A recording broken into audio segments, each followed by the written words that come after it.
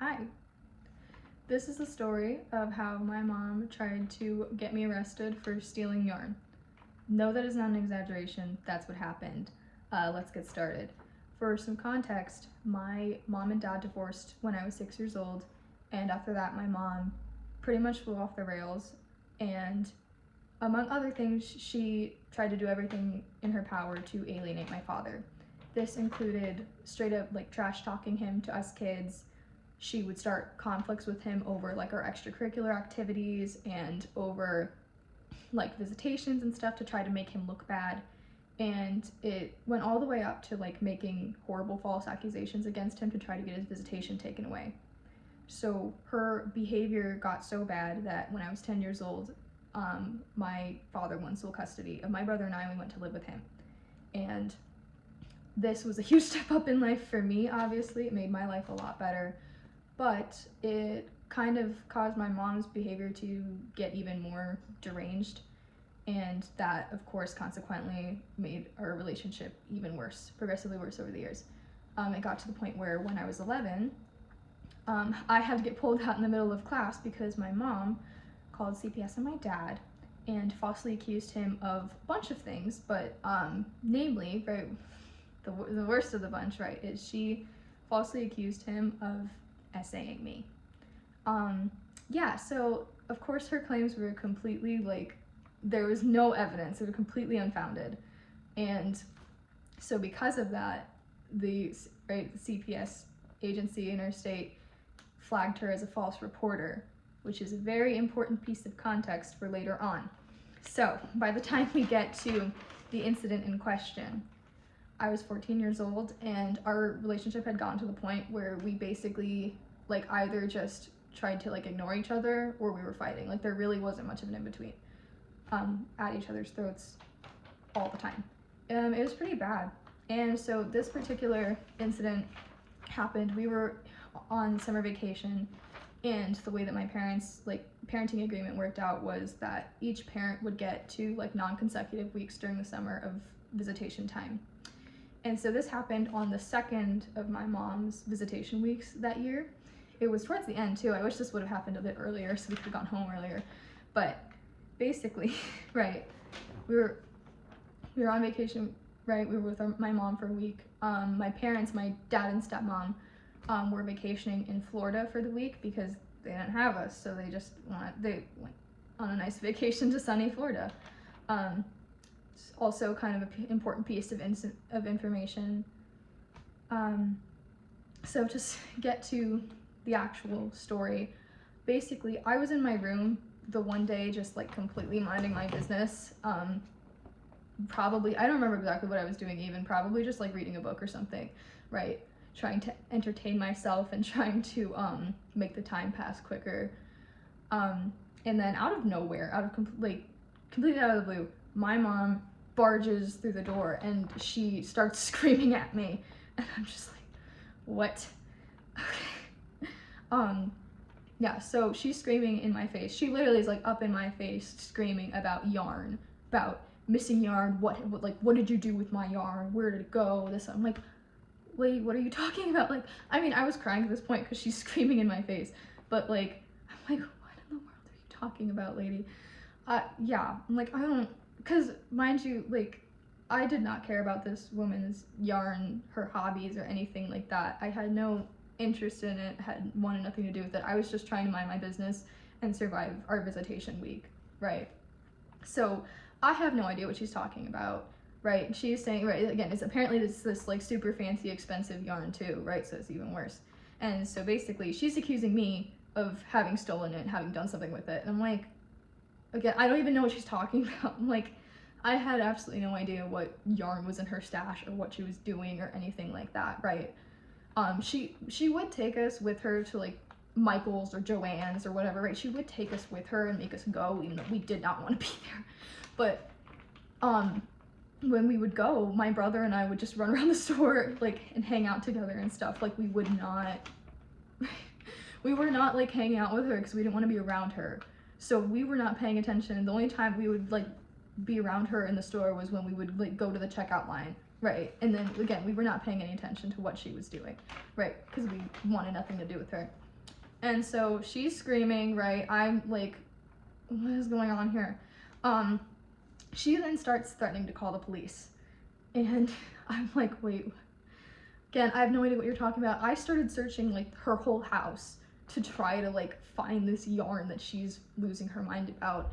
And I went into the basement, the crusty, dusty basement and everything, and like I could not find it, right? So, and then like at that point, I'm like calling my father, right? And I don't even remember, I don't know if I was able to get a hold of him, because like I said, they were on vacation. So, right, they're off doing their own thing, right? So I don't remember if I was even able to get a hold of him at this point, but I'm like sobbing, I'm like crying, like please help me, right? Can't find the yarn. I searched the whole house. She calls the police, right? And I'm panicking really hard because understand this, at this point in my life, I'm kind of like a bit of a goody two shoes, right? Like I'm not one of those like kids that gets detention and stuff, right, all the time, you know, like, so this stuff was like this stuff is not cool, right? I'm not used to it being, you know, like a bad kid or anything. Even though my mom always tried to say that I was, right? So this was a very scary, right? I say that because this is a very scary experience for me, right? This is pretty terrifying to have, you know, like the police called on you, right, for something that you have no idea, like you didn't do, you have no idea what she's talking about, right? So the police come to her house, right? She lays out her case, right, saying that like we did it, right, that she suspects that we did it, right? She lays out her case. They talk to my brother and I separately, and then I tell them, I'm like, I don't know what she's talking about. I don't know what she's on about. I don't know what yarn she's talking about. I'm not like, right, I have no idea what's going on. I'm like crying, shaking, etc., right? Like I'm completely losing my mind because I'm terrified. And I gave them some background too about like our situation, all those things that she had gotten up to, right, over the years. And even the police said to us, they're like, yeah, why, we don't understand why would you guys want yarn? What, right, like why would you guys steal yarn? This doesn't make any sense.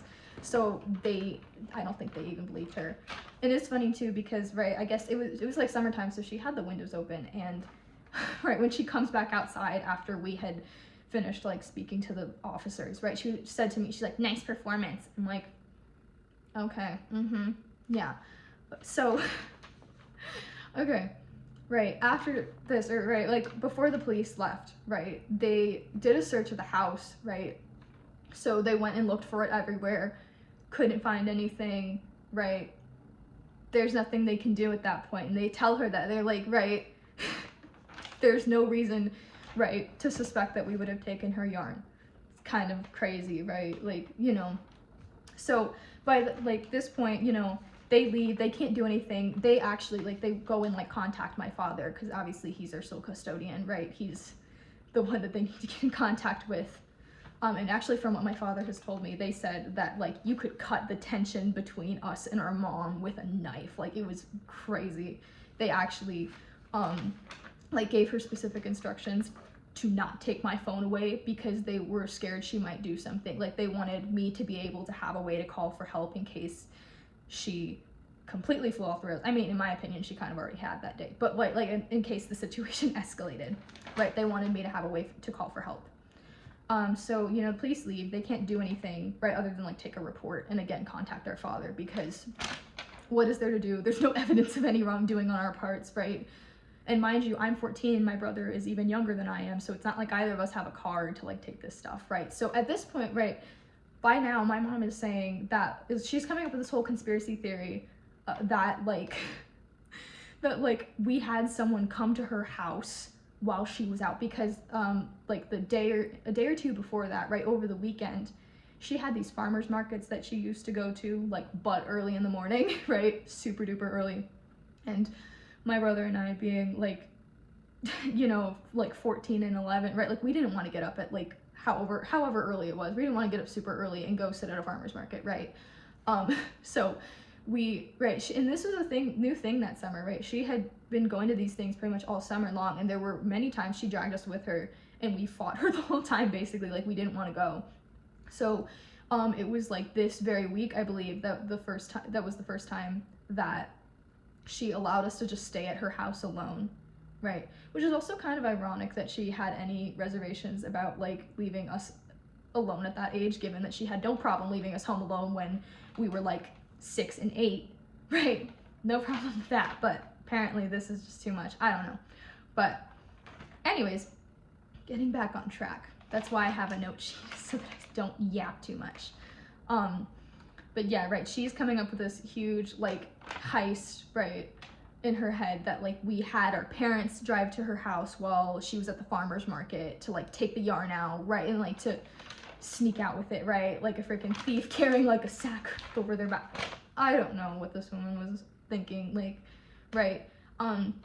And to which I said to her, I said this to her, right, hey, lady, my parents are in Florida, right, my dad and stepmom right now are in Florida. They're on the other side of the country. So no, right, like, no, we're not pulling off some freaking crazy, like, Mission Impossible, like, heist thing. No, my parents aren't even in the state. So, right, okay, moving on to that, right, I did get the chance to kind of, like, process a little bit. I had a couple minutes, like, in the bathroom to be like, what just happened? And I got the chance to, like, tell my dad, like, okay, we're okay, but, like, what, like, right, yeah, this was just, like, this, if you think this was a stressful day for me, it was also a very stressful day for my parents, because they were freaking out trying to get home, right, while we were being tormented, right, by our mother.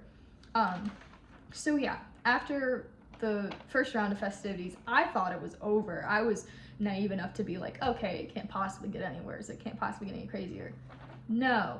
So of course, right, because, you know, we supposedly took her yarn, she then tells us that, okay, we need to go, you know, go to the store and get more, right? I need to go get more yarn, right? And so, and I'm not leaving you guys home alone, you know, right? Again. So, yeah. So she gets us in the car, right, because she supposedly wants to go and get yarn. That doesn't happen, as you might have guessed. Instead of pulling into a Hobby Lobby or a Michael's or a Joann's or any other yarn store, she pulls us into the parking lot of a hospital. And see, this I got some deja vu there, because this was actually not the first time that she tried to get me a psych eval, that she tried to get me put in a mental hospital. This is not the first time that this happened, actually, but this is the first time my brother was involved. So yeah, right, she takes us to a mental hospital, and I'm like, oh, okay, here we go again. I'm calling my dad, like, Dad, please help, like, SOS, right? My parents are in Florida, like, at this point, they're freaking out, like, trying to get home, trying to get home to deal with the situation, because we're all, like, right, this came so out of the blue, too, like, right, to my knowledge, at least, this whole thing, like, there was no reason for this to happen, like, unless, I don't know, like, again, there was no, I'm trying to say is that there was nothing leading up to this incident that suggested that this would happen, you know, like, there was no foreshadowing, I guess you could say, like, there was no reason to, suspect that she was that she would do something like this, you know. So this was definitely out of left field, so we all were taken by surprise, I think, by the events of this day. So yeah, right, as I'm calling my dad, I'm on the phone, I'm sobbing again, of course, right, I'm having, like, that day was, like, just one long, like, freak out, right, like, one long panic attack, man, it sucked, but, yeah, I'm on the phone with my dad, my mom is at the counter talking to, like, the hospital staff, trying to get us checked in and everything, and she's telling them this whole, like, story about how my dad is, like, this, like, brainwashing mastermind.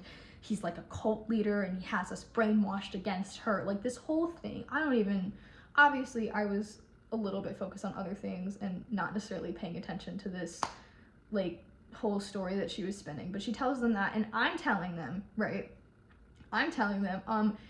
she has no right to do this, right? My father's our sole custodian, so he's the only one that has the right, because this is something that I knew, because of course I had to be told this, right, as a precautionary measure, so that I would know to, you know, right, that, like, she doesn't have the right to do this, right? She has absolutely no right to be putting us in a, you know, any kind of hospital. She has no right to have any control over like our medical care or anything, right? She's not our sole custodian. Call my father right now. They basically were like, oh, well, you know, we have to get your vitals and then we can call your father, right? And for a while, I resisted. I was like, no, you need to call him right now. This is ridiculous, right? Like, she cannot do this. And of course, my mom is over there saying, she's like, oh, but it's a medical emergency. And so I have the right to do this. You know, your parents are in Florida, so they left me in charge, right? It's a medical emergency. I'm like, no, it's not. This isn't an emergency. Oh my goodness, it was ridiculous. So eventually, like, I relented. My brother and I both, because they, to take our vitals, they separated us, which also was not something that I was very happy about, because my brother and I were always a package deal, right? We stay together, you know, right? So that, of course, was also, you know, just an added layer of, like, awfulness, you could say. So yeah, right, they take us back, they take our vitals and everything, and I'm sitting there, like, I don't even really remember much of waiting in that room, because it was a pretty horrifying experience, because, like I said before, right, I was, like, a goody two-shoes type kid. Like, I'm not saying that I was perfect by any means, absolutely not, but, like, I definitely was not a kid that was, like, frequently going to, like, right, that was, like, frequently getting the cops called on them, or having to go get a psych eval, you know, like, that stuff was not, right, that stuff was, like, not my normal. And so this whole thing, like, my head was spinning this whole day, because I was thinking, I'm like, oh my goodness, this is gonna, like, right, with the police thing, I was thinking, like, this is gonna go on my record, she's gonna get me arrested, I'm gonna go, right, like, thinking, like, worst case scenario, like, I thought kind of my life was over, or life as I knew it was over, and it really wasn't much different, like, with this psych eval thing. I'm like, oh no, I'm about to get put in a straitjacket. But no, thankfully, right, after, I don't even know how long, right, of me waiting there, basically, there's a male doctor that comes in, and he tells me basically, hey, we talked to your dad, everything's okay, right, you're good, like, we're gonna bring your brother in a minute, right, you guys will get to sit together while we figure this whole thing out. So yeah, that was like, honestly, I was sobbing, you know, I mean, I was crying the whole day basically, but, like, I was sobbing, like, thank you, oh my goodness, I was like, thank goodness, thank you so much, right? It's like, finally. And the thing was, is this time, you know, right, like, we were, you know, not with our mom, right, we're not with her, so it actually, like, was over, you know, right, she can't really do much else to us. So basically, part of what happened was, when she was talking to the people at the front desk, she used basically kind of a bunch of, I guess you could call them, like, buzzwords. Basically, like, she said a bunch of things that she knew would get them to call CPS, right? Like, of course, she's a very experienced false accuser at this point, so she used a bunch of, like, language and, you know, made a bunch of accusations that she knew they would be required, like, to call CPS, right? And so because she did that, they call CPS and everything, and like I mentioned earlier, she's flagged as a false reporter, right? She's a known false accuser, right? And so when they find that clears things up pretty well, or pretty quickly. Yeah, that clears things up pretty quickly. And they also, of course, talk to my father, right? And get the, you know, right? Get the 411 from him. Is that term? I don't know. Right, they get the context and everything from him, and so by that point it's like, okay, we're good, right? My brother comes into the room, we hang out, we're, like, sitting there, I'm like, you know, like, I'm still, like, my eyes are still puffy and everything, I'm still, like, a complete train wreck, and we're eating frickin', like, Teddy Grahams or whatever, and drinking apple juice, right, like, in the hospital room, because we hadn't eaten lunch, right? This stuff had been going on, like, the entire, like, afternoon, so we hadn't eaten anything since, like, that morning, right? So they fed us, right? We hung out. Basically, my older stepbrother came to pick us up. He was an adult at that point. He was 20 maybe, I don't know, right? Yeah, yes, he would have been almost 20, right, when this happened. So he's an adult, and he was able to come pick us up, right? And yeah, this, you know, we went home. Yeah, right, we went home. He got a Subway. Great, fun night. My parents came home later that night, we all kind of just like, we had to like breathe. We were like, okay, we're fine. So basically the aftermath of this whole situation, my dad took her straight to court the next day. After this whole thing happened, he took her right to court. And yeah, basically this is after a couple days, because they were in court for, I want to say 2 or 3 days, right, about this whole situation. After a couple of days, my dad comes home and tells me that her visitation rights are gone, right? She doesn't ever get to, she is forbidden to see us, to have any contact with us, like call, see in person, whatever, right? Friggin' telegram, if they even do those anymore, right? That, yeah, she's not allowed to see us anymore. Her visitation rights are suspended. And he actually let me read like the document that had the final decision. So I know that this isn't just him saying it, right? Before anybody wants to say that, oh, your dad's lying to you or whatever. No, I saw the actual document straight from the courtroom that said this. I read it. He typically didn't let me read court documents, but I think he knew, and I myself too, right? He and I both knew that if I didn't see it with my own eyes, that like it was over, right? I wouldn't believe it. And even after I saw it, it was still kind of like hard to believe. So yeah, her rights were taken away for good, and I have not seen her since that day. That was July of 2019. So it's been a very long time. Yeah, but basically, I mean, that was like low-key, that was like the best day of my life, because I got my life back, basically, right? I didn't have to deal with daily phone calls anymore, because those were always, there's always tons of drama with those, right? I didn't have to deal with, I didn't have to deal with like having my weekends taken away. Yeah, like as awful as this day was, it ended up working out pretty well. Yeah, I mean, my mom did try to contact me a couple of times, even though there was a court order stating that she was expressly forbidden to have any contact with us, but she did try a couple times. That's a story for another day. It's really not that interesting. It's actually really not that interesting. But yeah, so we moved away, right? Life went on, and that, again, it ended up, being the best day of my life, because I had my life back after that. I could finally, like, if I wanted to do something with my friends, I didn't have to stop and think, is this a visitation weekend? No, I could just go and do it. I could just go hang out with my friends. Little things like that, little teenage things like that were such a luxury to me. Or even just like getting to do whatever, like, after school clubs I wanted, right? Getting to go away to, to meets and stuff, right, after school. That wasn't a thing for me before, because there would always be drama with, of course, weeknight visitation, right, or phone calls, and right, there was always so much fighting that I didn't really get to do a ton of activities at that time in my life, right? I didn't get to hang out with my friends as much as I would have liked. Like, I had like one activity, I got to do soccer, and that was about it, and that caused so many fights that, oh my goodness, right, there's so much chaos there, and like, there's no way, right? I didn't even get to play travel soccer. I would have loved to play travel soccer, but I didn't get to, because there was no way that was happening with how, with how much my parents were fighting. And so there are a couple reasons that I am telling this story. It's, it's been almost 7 years now. So, right, there's a couple reasons for this. One, because I want the truth to be out there. I have my sources. I know that my mom has been, actually, I don't know if lying about it is even the right word. I think she just hasn't told people what actually happened, right? Her story is something along the lines of, oh, he just took me to court one day and got my visitation taken away. Which is not really how that works.